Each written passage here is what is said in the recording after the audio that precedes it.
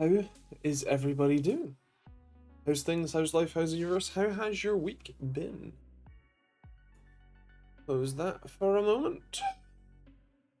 Should be going live. We are. Hello. How is everybody doing? How's things? How's life? How's the universe? How has your week been? What has everybody been up to? I don't remember what I went up to. What have I been doing? I've been playing with Matter devices. And I reviewed a Mac, weirdly. You'll see that video tomorrow. So, a bit of an eclectic week. Also, programming, fixing bugs. The huge.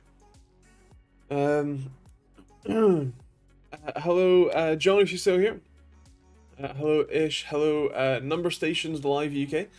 How you doing? Gaming113. Hello. Hello, Essentialist, and hello, Jim. How you guys doing?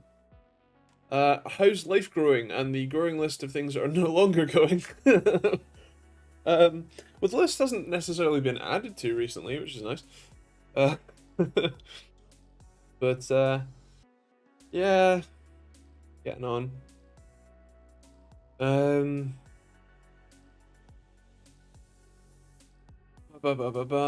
Ashu. How you doing? How's things? I bought a new controller today. Has Hall Effect joysticks. I don't know what that means though. A Hall Effect is, instead of having a potentiometer, which is a physical brush on a wiper, so it's physically, as you move the stick, it's physically wiping a brush, some contacts on a resistive surface. Hall Effect uses a little magnet and a little Hall Effect sensor, a magnetic sensor, that can just tell how far away the magnet is. So there's no contact, so there's nothing to break. There's a lot less to wear out, and so you get essentially infinite lifespan. You'll never have joystick drift, all that sort of stuff. You know, within reason, there is still a physical mechanism for you moving, and so technically you could break that, but, you know, you're not going to have the actual wiper, you know, the potentiometers start to fail and start to drift or start to just not work out right. Does anyone know anything about the Video Gamers Nexus poll? So yes, I think they posted on Reddit or Twitter or something, but long story short, the video that they posted was meant to be a video just recapping their sort of ethics and ethos and methodologies. But the timing perhaps wasn't necessarily the best, and the wording in some of what they went through perhaps wasn't the best as well. So they decided to pull the video, and they're gonna remake it once, you know, the dust is settled from the Lina situation, and change a little bit about it to make it a little bit more friendly rather than I think it could have come across as a little bit accusatory, perhaps.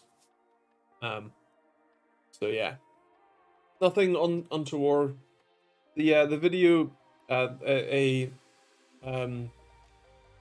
backed up copy is available on our Discord somewhere in the general chat, I think. But yeah. I have a question. I want to play PC Building Simulator 2. What is the best €150 GPU? Interesting. I hope you appreciate the humor in that question. Generally speaking, the best GPU in terms of value for money is almost always a used graphics card. So what you can find on the used market. For that sort of money, you are still in the sort of tighter price range, but an RX 480, 580, a GTX 1060, maybe a push a 2060 if you're, you know, really lucky. But yeah, I would say used market is probably best, and looking in that sort of RX 480, 580, maybe 5600 XT kind of range. But off the top of my head, it's been a while since I've looked. I've seen 2070 Supers going for 170. Well, in that case, that's fantastic. So yeah, basically as good of an 2 to 3 generation old GPUs you can get, and you're probably gonna have a pretty good time. I finally got a Shure SM7B, and it broke my mic arm. It's bigger and heavier than I expected. Fair. I have the MV7, which is the slightly newer, smaller version. I actually don't use that. I use a Elgato Wave 3, but it's been pretty decent. Can you suggest me some displays to extend my laptop screens with? Maybe 60 Hz above 15 inches. So it depends if you want battery powered ones or not. There are some battery powered portable displays. A lot of them require USB-C bolt, so it's a bit kind of touchy with those. If you're willing to wall power stuff, I mean, you said 15 inches, so you probably mean portable, and so probably the Asus one. I think it might be a ProArt one actually. Might be a nice shout, but again, it depends on the price tag as well. The only thing I would be careful of is that a lot of portable displays do just use laptop panels, but they often use really bad laptop panels. And so you can get quite the disconnect between what you can see on your main laptop screen and what you see on the external one. The colors can be very, very far from the same. Hello, Simon, and I can't remember what slang it said. Bear fam lit. Hello, Joe. The reference there is that myself, Essentialist, and Chris on our Discord all got access to Google's AI Bard today, and we were having a play with some of the options. So asking questions. I think essentially, well, what was it? Chris asked if it said we should make it talk like a roadman, which is a UK cav. And some of the things that it said were cringe, including "I'm gonna risk it for a biscuit," which is something that most grandparents would probably say in the UK. And then Joe chimed in that he would say that, except he is a granddad, so proving point. Where am I at? Anyone pre-order Starfield Deluxe Edition? I have not. I generally don't pre-order games because it's a bad idea. So yeah.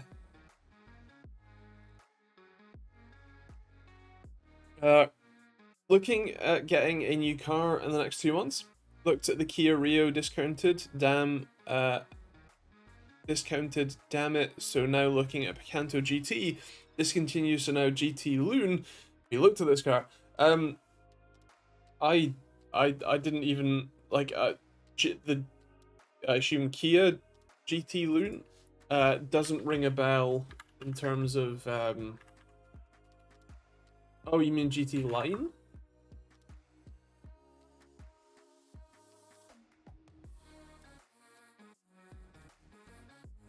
Because Loon isn't bringing up any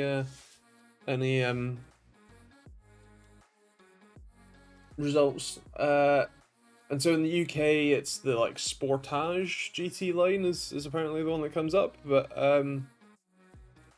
yeah. But no, I haven't looked at many Kias. The only Kia I've nope. I was gonna say the only Kia I've seen is the Ioniq, but that's a Hyundai. Oh god. Yeah. Hello, Crazy Beer. How you doing? Starfield is coming to Xbox Game Pass anyway. Well, then that's probably where I might try it. Although I don't currently have a Game Pass subscription, and I really don't like the idea of giving Microsoft money. um,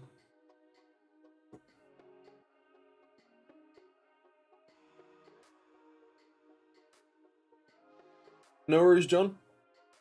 Enjoy your ride. I'm planning on buying the game. We'll probably wait 6 months because it's Bethesda after all. Probably a wise choice, yeah. uh, Gaming 113, phone on MSI, RX 6500 XT Mech 2X 4G OC for €150. Is that good?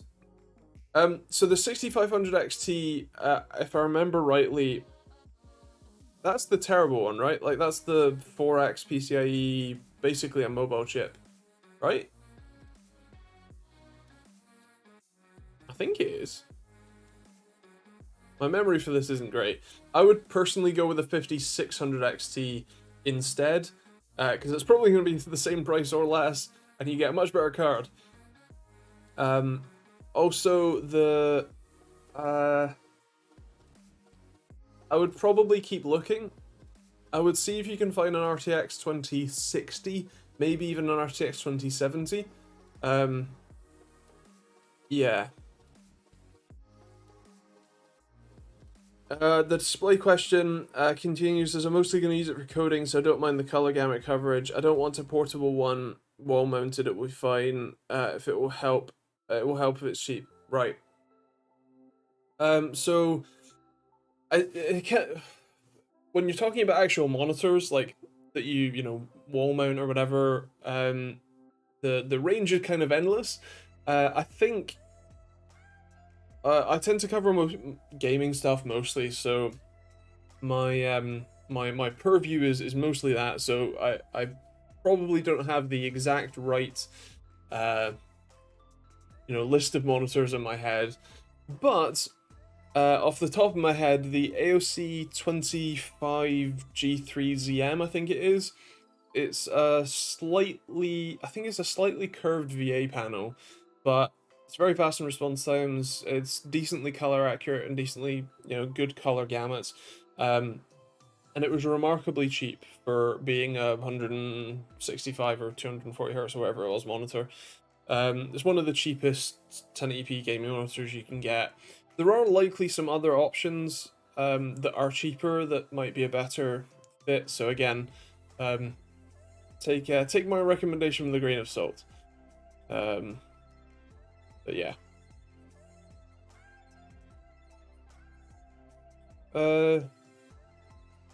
Kia and Hyundai, isn't that the same thing? They wouldn't like you to believe that.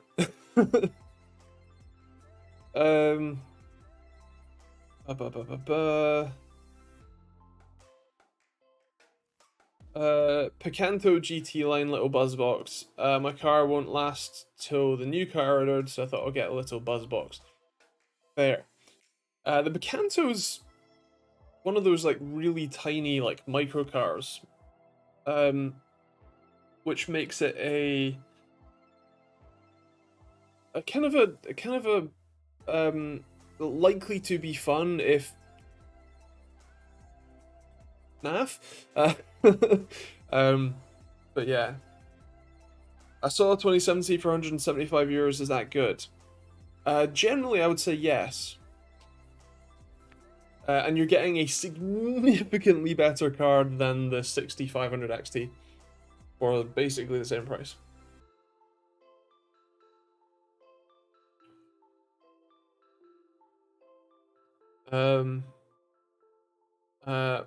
6600 XT is the least I would buy for 1080p.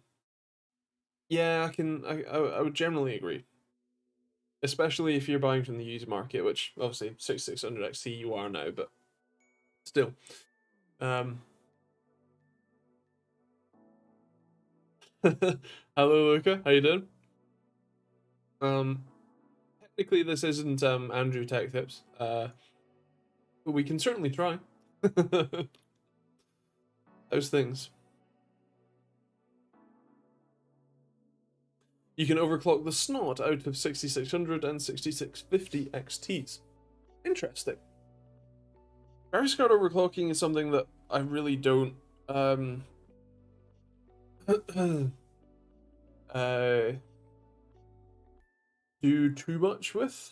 But I don't know about eBay. Like, if the GPU is broken, what do I do? So, obviously, buying used hardware comes with a certain set of risks that the card is somewhat more likely to be either defective out of the box or die sooner than you would like. It's generally a trade-off, right? So buying a new card, you obviously have manufacturer warranty and all that sort of stuff, but you're getting significantly less performance for your money. Buying a used card, you do run the risk of having it potentially fail on you unexpectedly, but you're getting a significantly better deal because of that trade-off.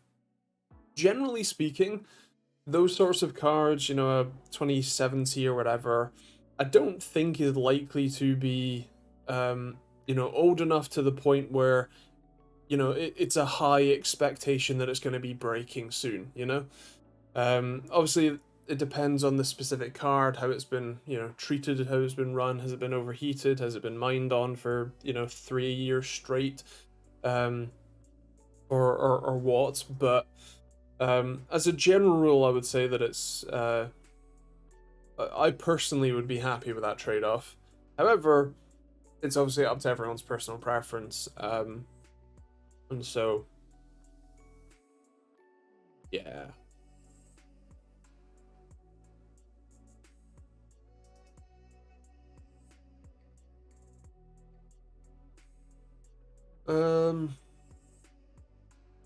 They're around 21,000 Australian dollars. So it's one of the cheapest cars in Australia. An MG3. Need to test drive that next week. Around the same price. The MG. It's the MG. There is an MG3, right? Yeah. I forget that. The MG4, I think it is the EV. Yeah. So I kind of forget that MG do internal combustion engine cars. Especially because you don't see many of their internal combustion engine cars out, like, driving around these days. I've seen quite a few of the 5 EVs and the 4s, but I don't think I've ever seen a 3 IRL. It's my reason for looking it up. But yeah, fair. I mean, I think they're all going to be somewhat similar, but the wherever you can get to keep you mobile. Luke says, I'm good. Car's 400-ish horsepower, 550-ish newton meters of torque. YouTube bugged out and showed the last video I was watching instead of the stream. Wonderful. For some reason, my neighbor's got the Hyundai Ioniq 6 Ultimate press car too. All right, fair, nice.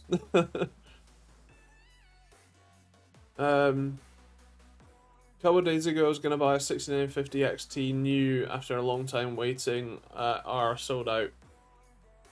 Yeah, fair. I mean, not fair, I suppose, but ouch.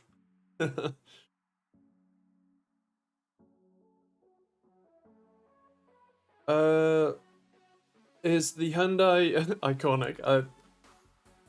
I know that it's just a typo, but it's great. The Ioniq. So the original Hyundai Ioniq, just the Ioniq is a hybrid. The Ioniq 5 and 6 are both full battery electric vehicles. I reviewed the Ioniq 5 for my car channel at the wheel. This is the logo for it. And the Ioniq 6 I've driven at the SMMT test day at Millbrook this year, actually. And it's a saloon version of the same platform. It's the same motors, the same battery, all that sort of stuff. It's just a different body shell on top. Admittedly, one that I do. Oh, I don't really like it because it's a bit of a snail. I would rather have an estate. I don't like the Ionic 5 because it's so high. Well, I do like it, but the fact that it is a sort of crossover SUV size doesn't appeal to me. I'd like a longer, lower estate car, like the one I already own. I actually got autocorrected and gave up on trying to type Ionic. I mean, that's perfectly fair. It's just a great typo. um, ba ba ba ba ba. How to uninstall Valorant completely. Um, so the problem, like the reason why I've never installed Valorant, and I don't think I ever will, is that their anti-cheat software Vanguard is a parasite. um, it requires, was it level 1 access or whatever, like raw kernel access to your computer to make sure you're not cheating. Which, like, one, people are still going to get around anyway. I'm sure they have. And two, Ring Zero, that's the one. And yeah, like Riot as a company hasn't exactly been great either. So yeah, it's just very difficult on purpose. Um, ba, ba, ba, ba. Are there any cars you would love to get your hands on for review? Not thinking of the big supercars, etc., as an everyday car. The thing is that a lot of the new cars, I mean, so I've driven a fair few of them at the SMMT days, and a fair few of them are just,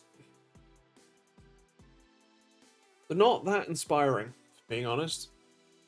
The EVs, like, EVs are, from a motor manufacturer perspective, they are an exercise in how can we cut costs to try and sell these at a, you know, what is a legitimately reasonable price, rather than the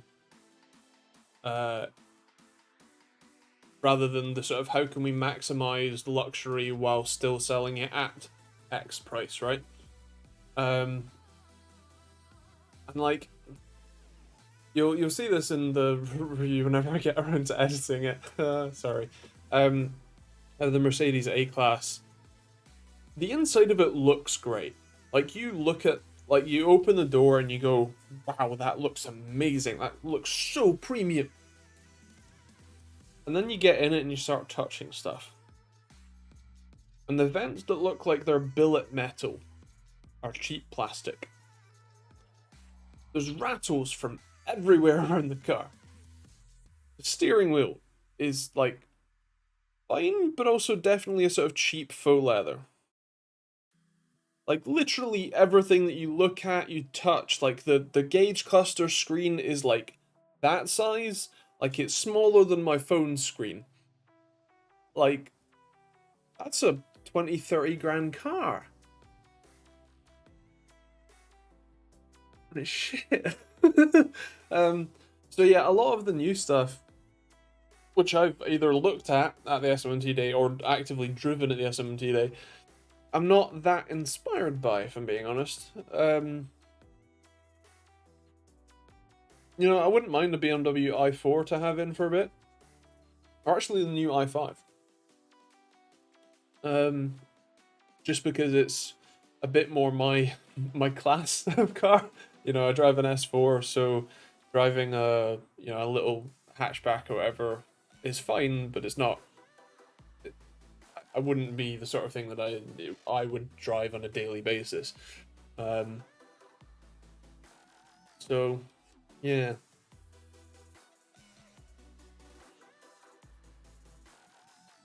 This will probably upset some people, but even a Golf R, one, I've reviewed one, my hands one, and I've actually been a passenger while my friend Phil, who comes with me and films stuff with me on the SMT days. Drove one. And like, yeah, they're fast, but they're not very well refined. They're not all that practical, and they're really yobbish. And I don't like being a yob.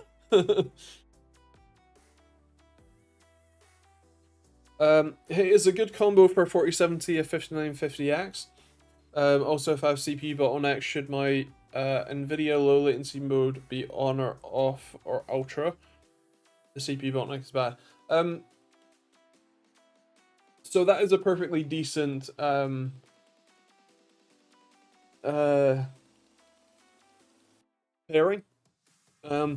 Arguably the 5950X is perhaps not the best gaming CPU in the lot. The 5800X 3D is. So if you're purely buying it for gaming and you don't already own the 5950X, then I would probably buy a 5800X 3D. However, if you've already bought them and you're looking for validation, yes, that's a good pairing. As for if you have a CPU bottleneck, should low latency mode be on or off? I would assume off. Or actually, if you put it on boost, that's normally the best option. Car prices are stupid in Australia. Secondhand 10-year-old Golf sells for the same price as it was new. 2009 Corolla is going for 10k with 280,000 kilometers on it. Yikes.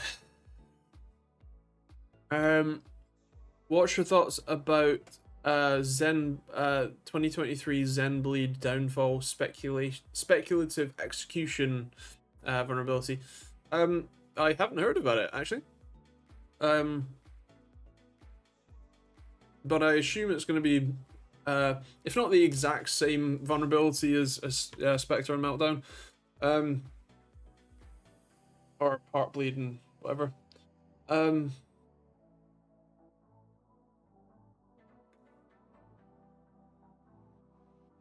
The process for fixing it will be very similar. AMD release the BIOS update, or which might include a microcode update. You should all do it. Profit.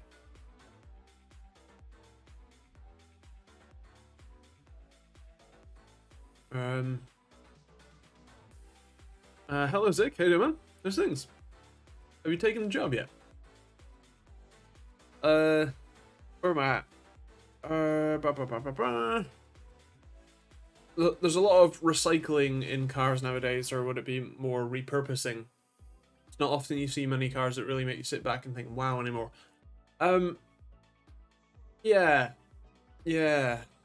It's there kind of always has been a decent amount of, it's called parts binning. I think with like, there are a lot of what you might call market forces that push the manufacturers and the people are buying or leasing the cars to different things. I think the fact that everything's moved to SUVs, one, I hate it personally, but two, I think it kind of limits a lot of the styling options you can do, and they're all kind of converging towards a trend. So yeah.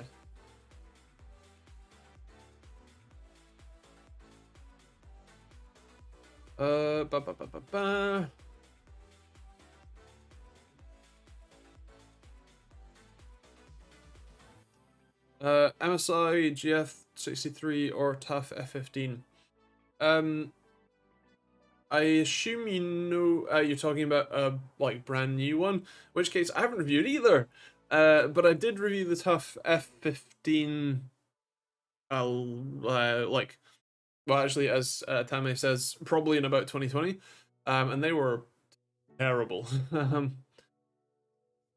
But then again, so were MSI's laptops. So yeah, I'm not sure. I think the GF is still one of the cheapest, so I'd probably go with the TUF if it's one of the newer ones.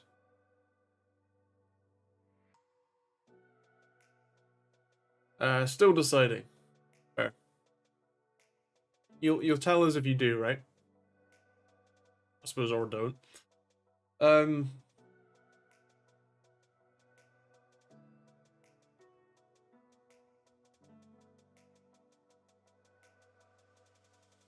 Ba ba ba ba ba.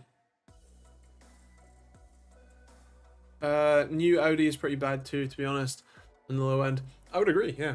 I mean, even in the EV ones, because the cost of the batteries is so high relative to standard car production, what you get is like I drove the what was it Q4 Q5, I think it was Q5 Sportback, which is a stupid car, just a Sportback SUV. Why? Anyway, uh, that that felt kind of cheap inside, despite being like a 50 grand car because it had a battery in it. And on Twitch, Caleb Vorwork.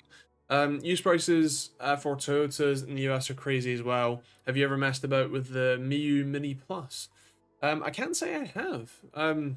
I don't recognize that name. Give me some more information about it, and it might ring some bells.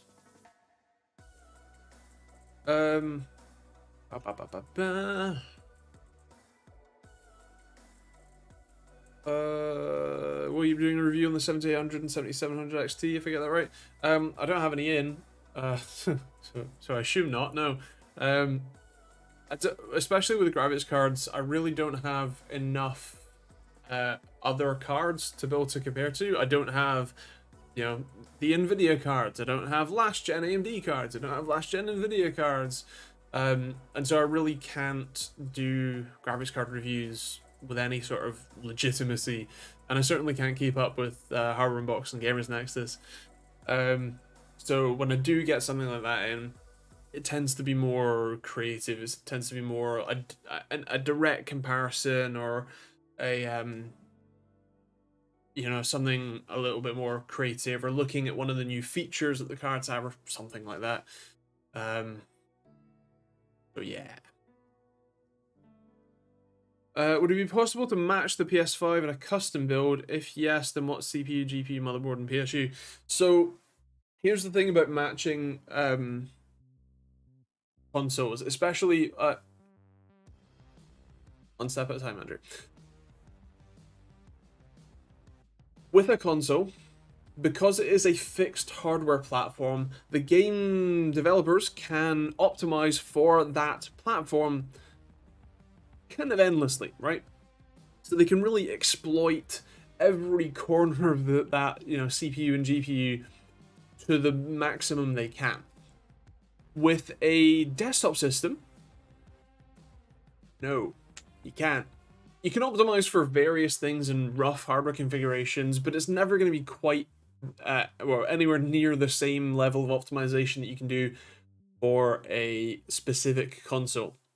So in the PlayStation's case, you can buy hardware that has the same sort of processing power as the PS5. I think you're talking about like Ryzen 3600X or something, maybe 3800X or whatever, like 3rd gen Ryzen, and an RX 580 or something like that. That's about how much horsepower a PS5 has.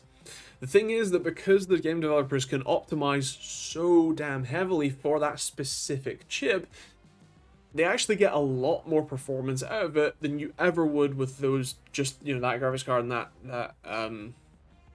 CPU. So you certainly can match it in terms of the raw horsepower, and you can match it in terms of the output performance too. But you're going to be paying a fair bit more either way. So yeah. The Miu Mini Plus, a little retro handheld gaming console, pretty little fun device if you like playing old systems. Nice. I don't know if I played with that exact one. My technically my brother-in-law, damn, has a couple of little systems like that. Although, if you like playing old systems, I've been playing Need for Speed Most Wanted, the 2005 one. In fact, It's still running. I don't know what I'm doing. I was in a race and I messed up. So yeah, I've been playing. I don't know why I'm watching myself play Need for Speed Most Wanted on the stream camera, not just looking at it. But yeah, isn't this cool? So yeah, look, I played a game on stream. Aren't I a real streamer? So yeah, I very, very highly recommend a Steam Deck for that sort of thing. That's the PS2 emulator. PSXC2 or whatever. I can't remember the letters. But yeah. Did you see Deck HD? I did. That's a drop-in screen replacement for the Steam Deck, which looks really quite cool. Would be nice. It's a bit annoying because you do have to take the screen out of the old one, which obviously involves disassembling the case, but also involves you heating the plastic to get, or heating the screen to get the adhesive to come off before you pull it off, which is a bit of an annoyance. But yeah.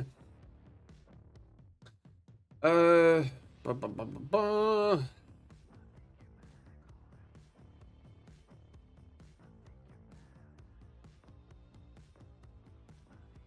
A high quick question. Upgrade now from i9 9900K or wait for 14th gen to release? Realistically, so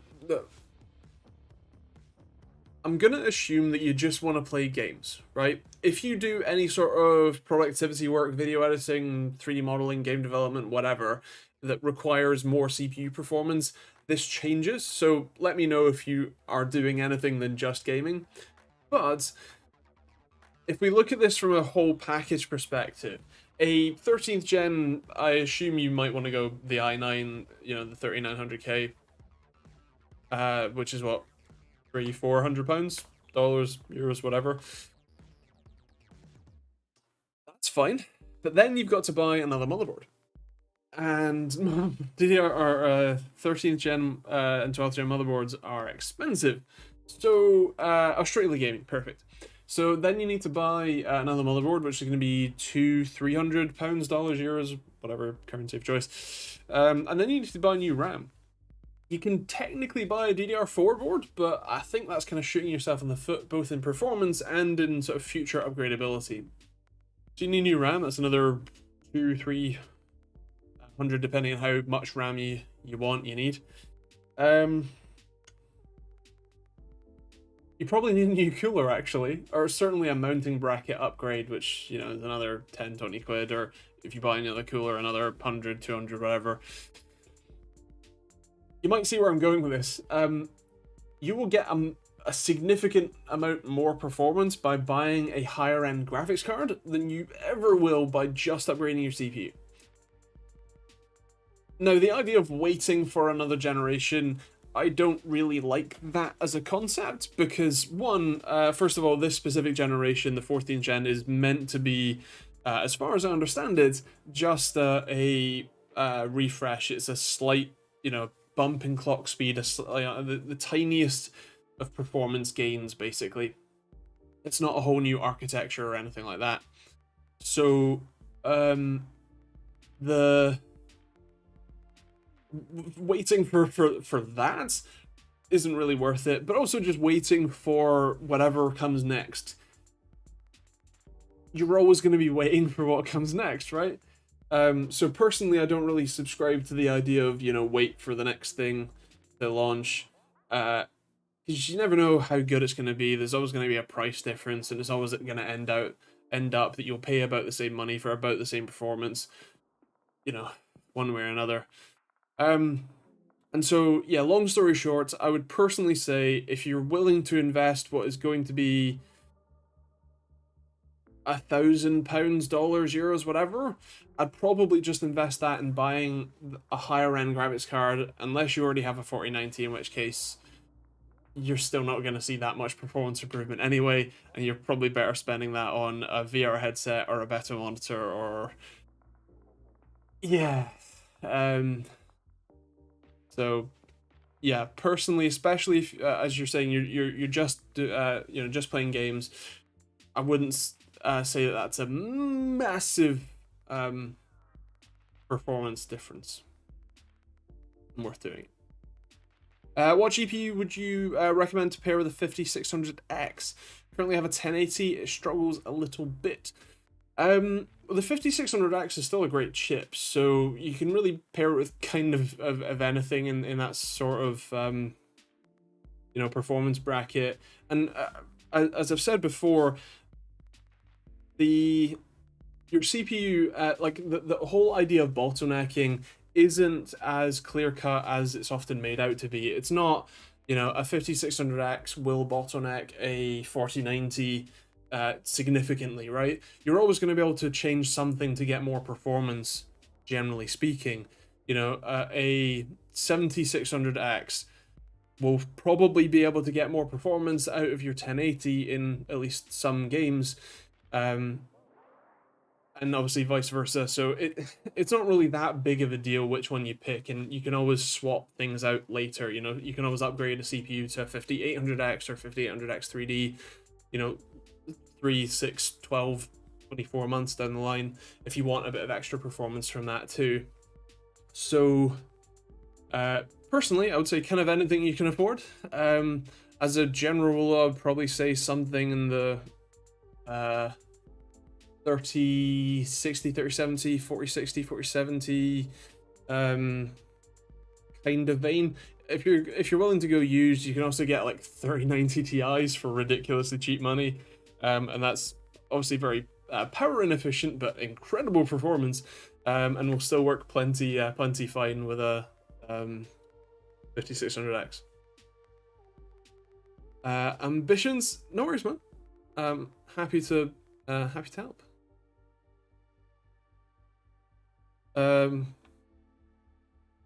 Direct storage with Gen 4 drive should reduce the PS5 SSD advantage. Usually 32 gigs of RAM can easily compensate for the lack of fast SSD/VRAM. That sounds about right. I mean, it depends on what storage you have, and all that sort of stuff. And again, part of the whole optimizations thing is that direct storage technically does exist on PC. It is implementable, but no game dev has bothered to implement it yet. Whereas on the PS5, there is a significant advantage to implementing that sort of direct storage type thing that they have going on there. And so, as far as I'm aware, the adoption on that is certainly a lot better than it is for direct storage on Windows. And so, yeah. Games just optimized for hard drives. It kind of depends on the game and what platform. It wouldn't surprise me, but it also wouldn't surprise me that especially games published after the introduction of the newer consoles, which I think are SSD only, maybe. But yeah. That they would be perhaps more optimized for solid state. Do you reckon the 7800 XT will be better than the 6950 XT? That's obviously hard to say speculation wise. I would kind of hope so. That is the sort of improvement you would like to see, but obviously, it's kind of hard to know.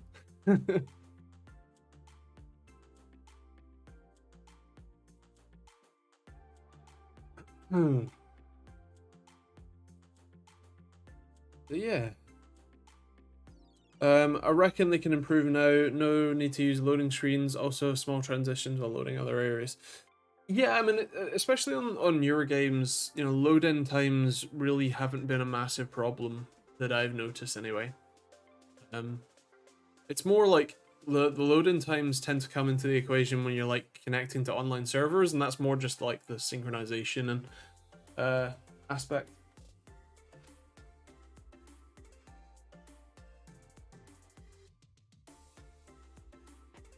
For a lot of single player games, generally speaking, if the game dev's smart and they load in stuff in the cutscenes. That's a lot better, I think. You know, you can do that sort of optimization, that sort of work while a cutscene is playing, for example, especially because cutscenes, especially if they're pre-rendered to some degree, you know, don't even need the computation time. You're just playing a video, basically.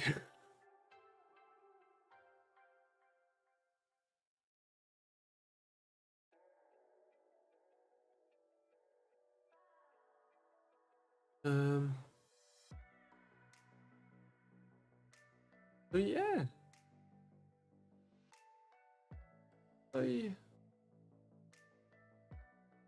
Oh yeah, I've been playing with Matter devices some more. I actually got them set up. So I have a the Nanoleaf Essentials bulb, the Matter one. That's currently upstairs, working with Matter just fine. I had a painful discovery in the I bought a smart plug thing, so that I already have one of those, the Samsung Smart Things plug, which does not only the ability for you to remotely like turn on and off the plug, you know, or power out of the plug, but you can also have it do energy monitoring, which is what I use for my solar power. So I'm currently using solar power to power my displays. I'm currently drawing. Where is it? 188 watts from solar. I generated 3.58 kilowatt hours today. And so I have, where is it? About a kilowatt hour of energy stored in the battery for me to use. So I already use the Samsung SmartThings one, which is Zigbee. I bought an Eve Energy one of a very similar thing. It's a bit larger, but you know, it's the same sort of smart plug energy meter, except despite it being a Matter over thread device that does connect to Home Assistant just fine, the only thing that it exposes to Home Assistant is the ability to turn it on and off. You can't see all the energy monitoring stuff, at least right now, which I'm really sad about, because that's one of the coolest features of those plugs, is to basically have a permanent energy meter that's storing stuff to Home Assistant that I can look up later. I can, you know, look through the history, and I can see, you know, when stuff turns on, how much power it draws when it turns on, what the spike is, what the, you know, stable power is, all that sort of stuff. And so it's a bit sort of sad that that's not something that I can use right now. It's still cool to have a like remote control plug for stuff, but yeah. I'll say how many times people predicted Moore's Law has come to an end. It's exciting time in the gaming and PC world in general. I'm excited to see what comes next. Indeed. Yeah, I've heard that too. The whole, you know, Moore's Law is dead. Has been thrown around for many a year, in fact. And we keep getting better. Damage is booting up my old spinning Rust server. Forgot how painfully slow it is. Yeah, it's great, isn't it? Oh, any further updates on Apple or SRCT? Not as of yet. I haven't checked the tracking, and I still haven't emailed them. So yeah, we'll see. But yeah. Fingers crossed. All goes well. I got one of my latency tools back. This is it without the microcontroller on it. And what I was saying last week was these microcontrollers from Seed we know, have a bug in their firmware that basically bricks them, and so you have to solder to those two tiny pads, the two sort of circular ones, there and there, right by the USB port, as well as power and ground, and then use a programmer to basically reflash the bootloader before then flashing my own software back on. So I've fixed two of them now. I think there are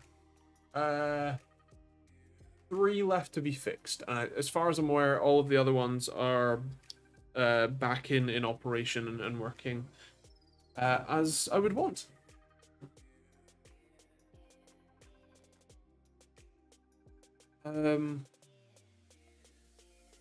So yeah, that's one of the other things I've been doing this week. I need to build some more response time tools as well. But this weekend I'm doing a very hopefully fun event, the Palmer Sport Day down at Bedford, with some mates. It is there's 8 different vehicles you drive. You drive a Land Rover Defender off-road. Okay.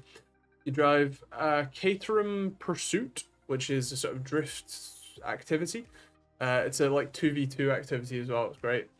You then drive a Caterham on the track with a flappy paddle gearbox. You drive a Ginetta GT50, 55 or something. I'll look up the document. Oh wait. You drive a BMW M4 GTP, which is a super like race car one, which is really sick. You drive some go-karts, and then you also drive a Le Mans car, an open top one, kind of like a Rascal, JPLM, and a Formula 3000 car. So yeah, I'm very excited for that. Document.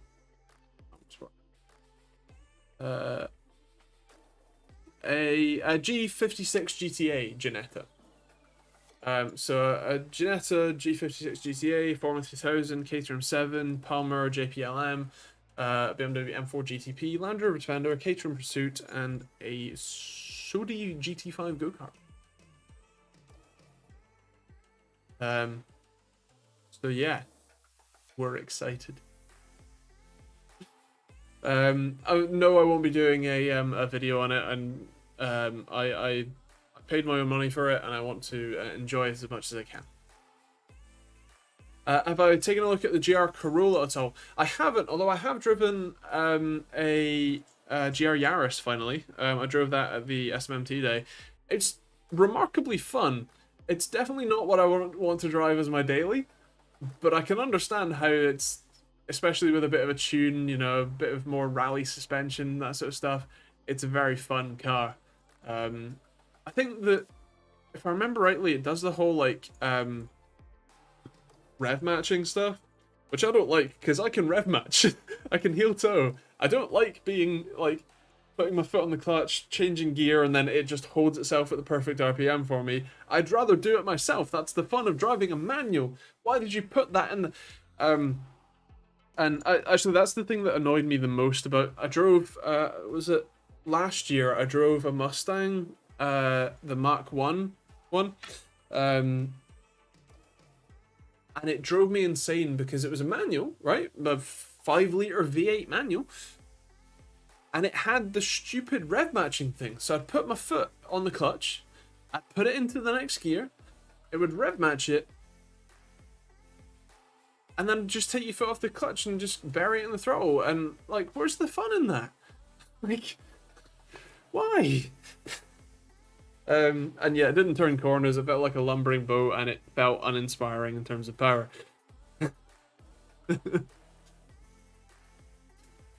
Hello Chris, how you doing? How's things? PC's finally using the internet. Wonderful. I can see that being rather annoying. Yeah, like, it's fine, but if you're a car enthusiast, it's gonna be annoying. But yeah, I drove the GR Yaris and it was a decent bit of fun.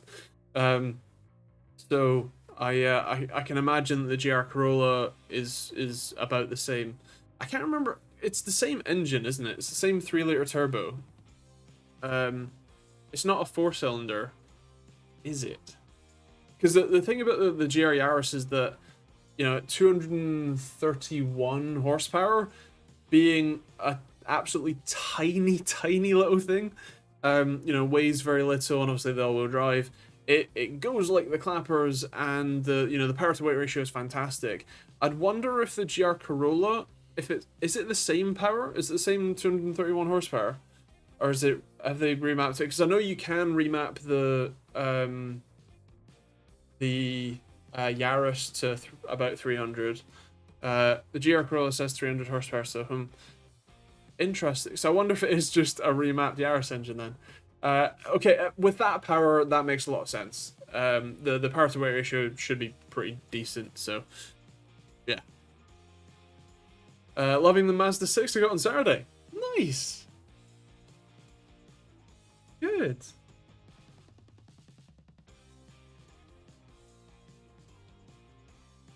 1.6 liter 3-cylinder turbocharged. Yeah, that's the same as the GR Yaris engine. I wonder if they maybe upsize the turbo or something for the, because generally when aftermarket tune stuff, they tune it to like within an inch of the life of the engine. Whereas yeah, when a manufacturer, you know, tune stuff is normally bit that they're a bit more conservative with it. I get to meet Colin Furs at the beginning of next year. Harry won a little contest that means I get to have a tour around his house with him and a few other people. Genuinely buzzing. Nice. That's cool. I mean, you're not far from it, actually. But I mean, fantastic. That's really cool. Enjoy.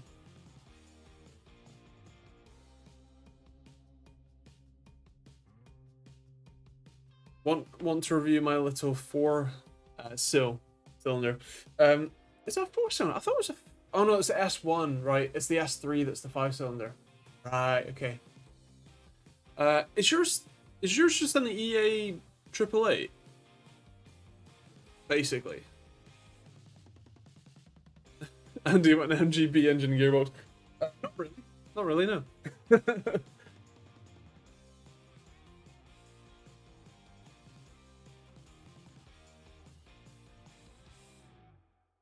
EA 888 CW engine code, yeah. That makes sense. So it's a Golf R engine, which also makes a lot of sense. Although I always picture the Golf being the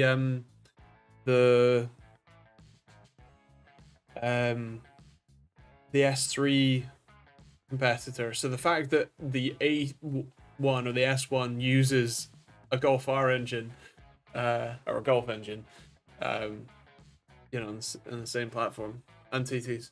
That's true. What engine does the TTRS use? Is that also a EA 888? Diggy horde. Yeah, Colin is kind of mad. GTR fuel pump, which is better than what the A5 gets. Nice. RS uses the 2.5 5-cylinder like the RS3. Right, that makes sense. Yeah. Yeah, that makes sense. Yeah, fair. Yeah, the VAG group in general is kind of a parts cannon, isn't it? I'm just happy it doesn't have the boxer engine like the GR86 has. You mean the Subaru? Yeah, I mean the boxer engine's cool, and you know you can turbo them, you can you know, have some good fun with them. Obviously, head gasket joke, you know, insert head gasket joke here, but yeah, the GR86 is cool in a different way. Like the GR86 is the like the modder's paradise, because there's a load of space, there's a load of like, you know, they designed it knowing you're gonna mess with it. Whereas the GR Yaris, and I assume the GR Corolla, I haven't seen touch driven one yet, but you know, that those cars are a little bit more sort of like straight out of the box. This is, you know, a fantastic product that you don't really need to mess with if you don't want to. You probably can, especially in the GR Yaris case, but you know, for compared to the GR86, you know that needs to be worked on to be genuinely good, whereas the Yaris and Corolla probably don't. I'm gonna leave very, very jealous of his underground bunker, tunnels, and shed in general. Yeah, yeah, that's yeah. I assume that, like, I'm kind of surprised that he's giving you a tour of just his house. To be honest, that's kind of surprising. But I mean, fair. I know, obviously, he's shown everybody around his house on YouTube, but yeah, kind of interesting. I suppose we have slightly different threat models, as it were, perhaps. After mapping to up my MG to 30, if you draft like an NPC around town. Fair. It's not his house as such, it's a maker's tour of his inventions. Right, fair.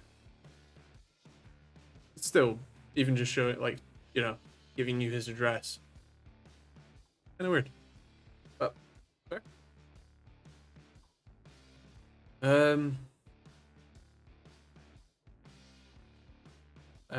Love my Mazda has a 2.24 cylinder. My brother has a 2.35 cylinder. Interesting. That's a bit of a weird combo.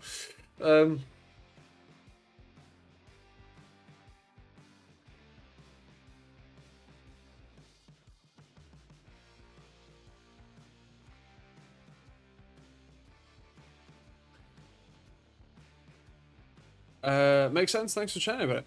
Nice. I enjoy talking about cars, tech, and probably a number of other things that I'm already forgetting. Well, I haven't updated the name of the stream on Twitch in probably like 3 years. The name of the stream on YouTube is something like live tech chat and Andy slowly. Actually, no, live tech chat and Q&A, tech questions, PC builds. Andrew quickly goes mad this week. Man, I love fishing. Oh god, no, I've ADHD. I can't sit still. Fishing. Ooh, no. Was lucky too. I bought a second-hand turbo, and the guy that makes the turbo gave me a free stage 3 map, refurbed turbo for free too. Nice. Handy indeed. I'm presuming it's his house. I may be wrong completely. It's a personal tour of his maker's museum. Maybe it may be somewhere different. It takes some stuff there. Either way, I'm happy. Maybe it's the new barn he's built. That would make a bit more sense to me. Although even still. But yeah, fair, nice. Someone on Facebook near me is selling an MX-5 supercharger. Should I bodge it into my MG? Definitely. I must be in the wrong place. I'm the only one on Twitch. What are all the other people watching on YouTube? Same channel name. Although these funnily enough, these streams are normally about an hour long, ending at about 9 o'clock, which happens to be about now. So I seem to have stumbled into an excellent segue to our. No, I wouldn't do that. But that is the usual hour. And so yeah, I mean, for anyone who is new here, these are every Thursday night at 8 p.m. UK time. So if you want to pop back next week, feel free. And yeah, I'm the other Twitch user now. Thanks, Chris. It's 3 p.m. here, watching while at work. So nice. I assume you're in the States then. I can't work out the time zone in my head. I assume that's Pacific time, but anyway, yeah, I'll leave it there. Wisconsin, close. CST makes sense. Anyway, this is the part where I go mad, so I'm gonna leave it there. I hope you all get. I hope you all have a wonderful week. Stay safe, have fun, And I'll see you all tomorrow for a video, Monday for a video, and next Thursday for our stream.